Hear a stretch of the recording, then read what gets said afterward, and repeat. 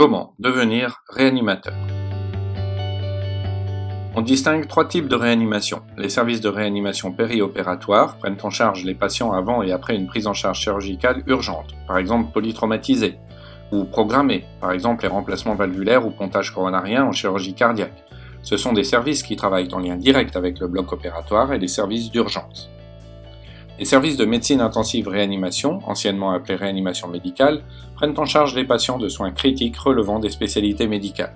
Les services de médecine intensive réanimation travaillent principalement avec les services d'urgence et de spécialités médicales.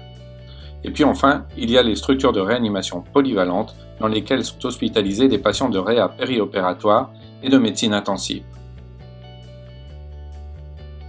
Jusqu'à présent, deux diplômes différents menaient à ces deux types de réanimation. Le DES d'anesthésie-réanimation et un DES de spécialité médicale, plus un DES complémentaire, le DESC de réanimation.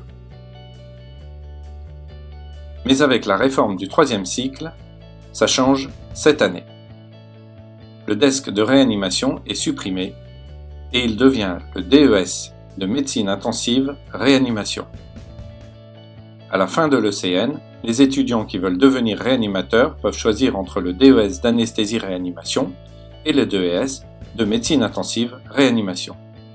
Pour comprendre la différence entre ces deux métiers, il faut connaître les cursus de formation, c'est-à-dire les maquettes. La première année, les deux semestres de stage sont identiques, un semestre en anesthésie au bloc opératoire et un semestre en réanimation. C'est au cours des 3 années suivantes que la maquette diffère entre les deux diplômes. En anesthésie réa, les stages sont effectués uniquement en anesthésie au bloc opératoire et en réanimation. En MIR, les stages sont effectués dans les services de spécialité médicale, par exemple cardio, pneumo, néphro, hémato, et en réanimation. Enfin, les internes passent leur dernière année en anesthésie ou en réanimation pour les AR, mais uniquement en service de réanimation pour les MIR. Au total, en anesthésie réa, la formation associe des stages au bloc opératoire et en réanimation, mais pas de passage en spécialité médicale. En MIR, l'interne passe en anesthésie, en réanimation et dans les services de spécialité médicale. Les formations sont donc différentes et mènent à deux exercices différents.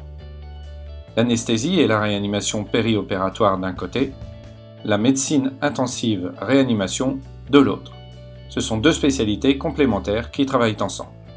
En pratique, actuellement, 80% des DES d'anesthésie-réanimation exercent en anesthésie et 20% uniquement en réanimation. Alors qu'en MIR, c'est 100% d'exercice en réanimation. Si ce qui t'intéresse c'est travailler au SAMU, alors c'est le nouveau DES d'urgence qu'il faut choisir. Avec 460 postes sur la France cette année, c'est de loin la seule voie envisageable pour exercer dans les services d'urgence intra- ou extra-hospitaliers.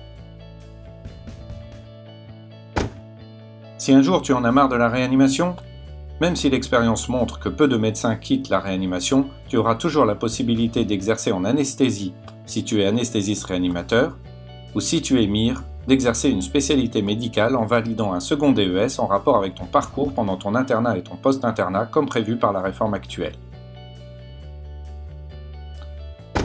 Au total, anesthésiste réanimateur et MIR sont deux diplômes différents qui mènent à deux exercices complémentaires, la réanimation.